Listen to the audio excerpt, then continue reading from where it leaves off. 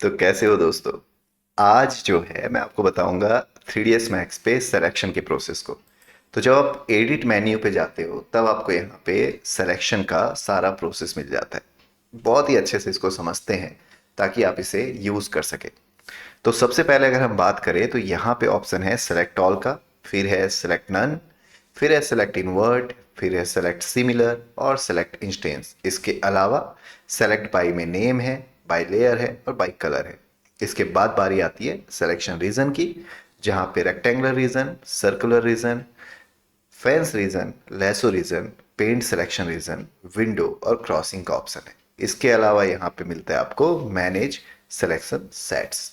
तो अब इन सारे ऑप्शंस को अच्छे से डिटेल में समझते हैं, पर इससे पहले आप वीडियो को लाइक कर दें और चैनल पे नए हैं तो चैनल को सब्सक्राइब कर दें। तो चलिए सबसे पहले हम देखते हैं। मैंने एक ऑब्जेक्ट बना दिया। ओके, चलिए एक और ऑब्जेक्ट मैंने बना दिया। इसी तरीके से मैं और भी अलग अलग टाइप के ऑब्जेक्ट बना देता हूँ। तो आप देख सकते हैं ये मैंने डिफरेंट डिफरेंट टाइप के कुछ ऑब्जेक्ट बना के रखे हैं। भाई टी पॉट को कैसे भूल सकते हैं। ये हो गया हमारे पास 1 2 3 4 5, ये 5 ऑब्जेक्ट है। अगर आप इन सारे ऑब्जेक्ट को एक साथ सेलेक्ट करना चाहते हो तो सिंपल सा यूज है सेलेक्ट ऑल ऑप्शन का। और आप चाहें तो इसके सामने के शॉर्टकट की को भी याद कर सकते हैं, जो है Ctrl+A। तो इसने क्या किया, सारे ऑब्जेक्ट को सेलेक्ट कर दिया, इसीलिए इसका नाम सेलेक्ट ऑल है। अभी अब मेरे को कुछ भी सिलेक्ट नहीं करना है, यानी कि सेलेक्ट नन। तो उसके लिए मुझे क्या करना है, Ctrl+D। ये इसका शॉर्टकट है। और अगर आपको मेन्यू से प्यार है तो यार आप चाहें एडिट मेन्यू पे, और यहाँ पे आप देख सकते हैं सेलेक्ट नन का ऑप्शन दिया हुआ है। अब आता है सेलेक्ट इनवर्ट की बारी। तो सेलेक्ट इनवर्ट करता क्या है, अगर मैंने टी पॉट सेलेक्ट करके रखा है, अब मैं चाहता हूं कि बाकी सारे ऑब्जेक्ट सेलेक्ट हो जाए और ये टी पॉट का सिलेक्शन हट जाए, तो आपको करना होगा सेलेक्ट इनवर्ट, यानी एडिट मेन्यू पे जाना है और सेलेक्ट इनवर्ट कर देना है। या फिर अगेन आप चाहें तो मेरी तरह अगर शॉर्टकट प्रेमी है तो यार Ctrl+I यूज करें। तो ये तो हो गया भाई सेलेक्ट इनवर्ट। इसके बाद आता है सेलेक्ट सिमिलर। तो यहाँ पे आपको क्या लगता है, ये सारे ऑब्जेक्ट में कुछ सिमिलैरिटी है? देखते हैं। अगर मैं इसको यहाँ से एडिट पे आऊँ और सेलेक्ट सिमिलर करूँ, पहले एक को सेलेक्ट करते हैं और उसके बाद सेलेक्ट सिमिलर, तो आप देखें कोई भी ऑब्जेक्ट सेलेक्ट नहीं हुआ, क्योंकि सारे ऑब्जेक्ट एक दूसरे से भिन्न भिन्न हैं, यानी कि अलग अलग है। पर अगर मैं यहाँ पे और भी कई सारे बॉक्सेस बना के रखूँ तो देखिए ये सारे अब बॉक्सेस हैं, यानी जो सिमिलैरिटी है इसमें और बाकी सारे जो मैंने बनाए इसमें सिमिलैरिटी है कि ये सारे बॉक्सेस हैं। तो अगर अभी मैं जाऊं और सेलेक्ट सिमिलर करूं तो आप पाएंगे कि जितने भी बॉक्सेस है वो सारे बॉक्सेस सेलेक्ट हो गए। तो ये यूज है सेलेक्ट सिमिलर का। ओके, अब आते हैं भाई हमारे पास सेलेक्ट इंस्टेंस। तो इंस्टेंस तो यहाँ पे कुछ भी नहीं है। इंस्टेंस कहने का मतलब है कि मैंने एक ऑब्जेक्ट बनाया, वो टी पॉट है, और शिफ्ट के साथ इसको ड्रैग कर दिया और यहाँ पे ऑप्शन में ले लिया इंस्टेंस। अब जितने भी कॉपी मैं मुझे बनानी है मैंने बना ली, तो मैंने यहाँ पे इसी टी पॉट के कई सारे इंस्टेंस रेडी कर दिए। अब मैं चाहता हूँ कि इस टी पॉट के जितने भी इंस्टेंस हैं वो सारे सेलेक्ट हो जाएं। तो आपको एडिट पे जाना है और सेलेक्ट इंस्टेंस करने हैं। तो देखिए उस ऑब्जेक्ट के जितने भी इंस्टेंस हैं वो सारे इंस्टेंस एक साथ सेलेक्ट हो गए। तो ये था सेलेक्ट इंस्टेंस का यूज़। तो अब हमने यहाँ से लेके यहाँ तक के सारे ऑप्शन चेक कर लिए। अब आता है भाई सेलेक्ट बाई में बाई नेम। तो होता क्या है कि आप चाहें तो किसी भी ऑब्जेक्ट को उसके नाम से सेलेक्ट कर सकते हैं।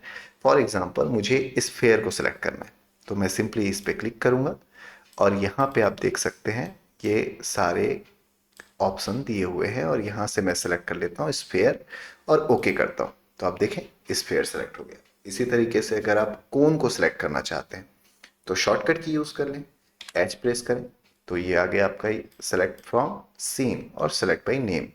और यहाँ से मैं ले लेता हूँ कोन और ओके कर देता हूँ। तो ये हो गया कोन सेलेक्ट। आप चाहें तो डबल क्लिक भी कर सकते हैं, यानी कि एच प्रेस करें और जैसे टॉरस को सिलेक्ट करना है तो मैं यहाँ से सेलेक्ट करता हूँ भाई, यहाँ से देखें कौन है, टॉरस है, टॉरस पे डबल क्लिक कर दो, आपका टॉरस सेलेक्ट हो गया। तो ये था सेलेक्ट बाय नेम का ऑप्शन। इसके बाद आता है सेलेक्ट बाय लेयर का यूज़। पर उसके लिए आपको पहले इस लेयर पैनल को समझना होगा। तो ये है लेयर। अभी ये सारे ऑब्जेक्ट एक ही लेयर पे हैं, जो है डिफ़ॉल्ट लेयर। और ये लेयर का ऑप्शन आया कहाँ से? यहाँ पे मैंने सिंपली इस बटन पे क्लिक किया। तो अभी आप देख सकते हैं सिंगल लेयर है, पर मैं चाहता हूँ कि जितने भी टी पॉट हैं, कंट्रोल के साथ मैंने मल्टीपल सिलेक्शन किया और इसे मैं ऐड कर देता हूँ नए लेयर पे। तो यहाँ पे ऑप्शन दिया हुआ है क्रिएट न्यू लेयर का, और अभी देखें तो ये सारे ऑब्जेक्ट आपके लेयर 1 में आ चुके हैं। तो डिफ़ॉल्ट लेयर पे टी पॉट को छोड़ के बाकी सारे ऑब्जेक्ट हैं। अब अगर हम चलते हैं एडिट पे और यहाँ से सिलेक्ट बाय लेयर करते हैं और सिंपली क्लिक करते हैं कि हमें किस ऑब्जेक्ट को, किस लेयर को सिलेक्ट करने हैं। तो जैसे ही मैंने इस पर क्लिक किया, आप देखें लेयर 1 सेलेक्ट हो चुका है। वहीं अगर मैं एडिट सेलेक्ट बाय लेयर करके स्फेयर पे क्लिक करूं, तो लेयर जो स्फेयर वाला लेयर है वो सिलेक्ट हो चुका है। तो ये यूज़ है आपका लेयर सिलेक्शन का। ओके, इसके बाद बारी आती है सेलेक्ट बाय कलर। तो मैं चाहता हूँ सब सिमिलर कलर एक साथ सेलेक्ट हो जाएं। तो जैसे कि ये सारे टी पॉट एक कलर के हैं, तो मैंने इसको सिलेक्ट करके रखा हुआ है। एडिट पे चलते हैं, सेलेक्ट बाय कलर करते हैं और जिस भी कलर को आप सेलेक्ट करना चाहते हैं क्लिक करें। तो आप देखें कि ये दोनों कलर सेम थे, तो ये दोनों ऑब्जेक्ट सेलेक्ट हो चुके हैं। तो ये यूज़ है सेलेक्ट बाय कलर का। इसके अलावा यहाँ पे हम देखें तो आपको मिलता है फिर सिलेक्शन रीजन। तो होता क्या है, अभी जैसे अगर मैं ड्रॉ करूं तो आप देख सकते हैं एक रेक्टेंगुलर मार्की टूल ड्रॉ हो रहा है, और जो इस रेक्टेंगल के अंदर आ रहा है वो सिलेक्ट हो जा रहा है, या जो इस रेक्टेंगल को टच कर रहा है वो सिलेक्ट हो जा रहा है। आप चाहें तो इस रेक्टेंगुलर मार्की टूल के शेप को चेंज कर सकते हैं। इसके लिए आपको करना क्या होगा, आपको यहाँ से जाना होगा सिलेक्शन रीजन में और सर्कुलर रीजन लेकर देखते हैं। अब आप देखो जो सिलेक्शन के लिए एरिया बन रहा था अब वो सर्कुलर बन रहा है। इसी तरीके से इसमें और भी ऑप्शन है, उसको भी एक्सप्लोर करते हैं। ये आ गया फेंस रीजन, जिसमें आप सिंपली इस तरीके से अपने हिसाब से सिलेक्शन बना सकते हैं। ओके, ये देखिए, तो जितना भी उस फैंस के अंदर में आया वो सारे सेलेक्ट हो गए।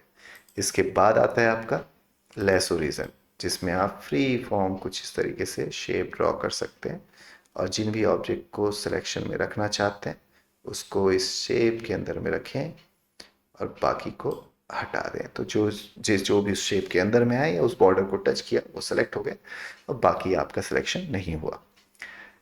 इसके बाद आता है यहाँ पे आपका पेंट सिलेक्शन रीजन। इसमें होता क्या है, आपको एक ब्रश मिलता है और जिससे को भी आप टच करते जाओगे वो सिलेक्ट होता जाएगा।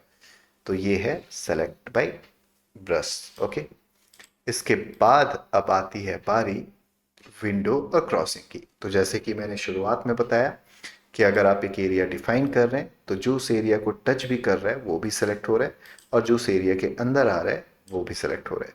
तो एक्चुअल में हमने सेट करके रखा हुआ है यहाँ पे क्रॉसिंग को, बट अगर हम विंडो कर दें तो अभी आप देखें जो टच कर रहा है वो सिलेक्ट नहीं होगा, वो सिलेक्ट होगा जो उस पूरे बॉर्डर के अंदर आएगा। ओके, तो ये यूज है आपका विंडो और क्रॉसिंग का। तो ये था 3ds मैक्स में सिलेक्शन का प्रोसेस। अब देखिए इतने डिटेल में बताने के पीछे वजह यही है कि आप 3ds मैक्स को बहुत अच्छे से समझें, इसके टूल्स को बहुत अच्छे से समझें और जल्द से जल्द इसमें अपने आर्ट वर्क को रेडी करें और इसे यूज़ में ला सकें और अपना करियर बनाना है अगर आपको इस फील्ड में, तो आपके लिए बहुत ज़्यादा हेल्पफुल होने वाला है।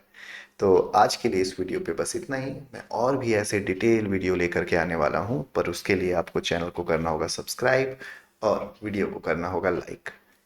तो धन्यवाद आज के लिए। मैं आपको मिलता हूँ नए वीडियो के साथ, तब तक के लिए लेते रहें वीएफएक्स वाला ज्ञान। धन्यवाद।